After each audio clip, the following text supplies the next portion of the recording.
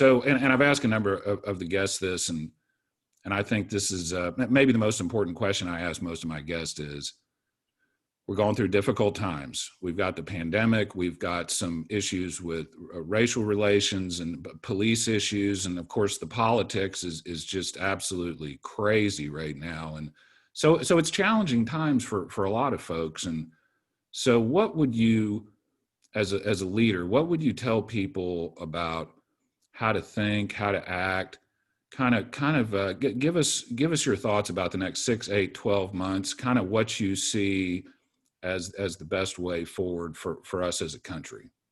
Yeah, well, the first thing I will say is, our country's been through tough times before, many times before. We are a tough, resilient people. Yeah. We have dealt with tough issues before, and we've come out of it better as a nation. We will this time too. I will also remind people, since we're talking about leadership, that followers focus on problems. Leaders focus on solutions. Love that. And I firmly believe that we will get through this because we have leadership in all the right places that will be able to get us through whatever it is we're facing. And I'm a positive person by nature. One of my favorite sayings is, a positive attitude is the combat multiplier. Nice. Love that. Spell the difference between success or failure for you or your organization. Again, you can't throw up your hands and quit. You've got to stay positive and work your way through this. I firmly believe that our nation is going to do that. I know we're going through tough times right now, but we've been through tough times before. And we as a people will get through this.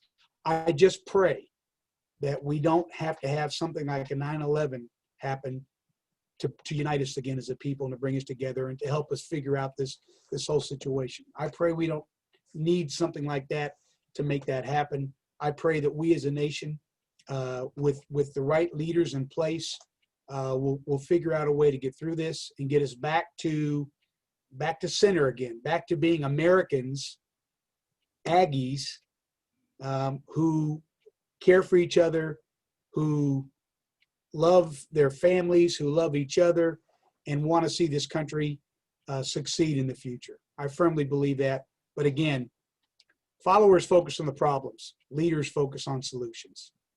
Brigadier General Joe Ramirez, that is a great way to end up our conversation. General, you're a really busy person. I cannot tell you how much I appreciate your time, because I know you got a lot of stuff going on. Your life story is phenomenal. Poor Hispanic kid from the east side of Houston ends up becoming a brigadier general in the Army. It's an inspiring story. You're absolutely the perfect guest for a podcast on leadership. I mean, you're the kind of guest that when I started this podcast, that I had in mind. And you just have the kind of positive leadership and the kind of ideas that I just want to get out there in the world as much as we can. You're also an American patriot, and General, the other thing I want to say before I let you go is I can't tell you how much I appreciate how much you care about the Corps of Cadets, because there are a lot of us. There are tens of thousands of us that were in the Corps of Cadets, and it means the world to us. It really does. And so to talk to you and to know it's in the kind of hands that it's in right now, General Ramirez's hands, just gives me a great sense of satisfaction and a great sense of confidence that this organization that means so much to so many of us is in such good hands. So General, thank you very much for coming on the show. Hopefully I'll get up to Aggieland sometime in the fall, and maybe I can come say hi to you. But other than that, man, I just can't thank you enough. Well, thank you very much for the opportunity. I greatly appreciate it. And for all the old Ags out there, I'll just say this. The Corps of Cadets has been around for 144 years. And if I have anything to say about it, we're going to be around for at least another 144 years. I love this organization. I love these young men and women. And trust me on this one.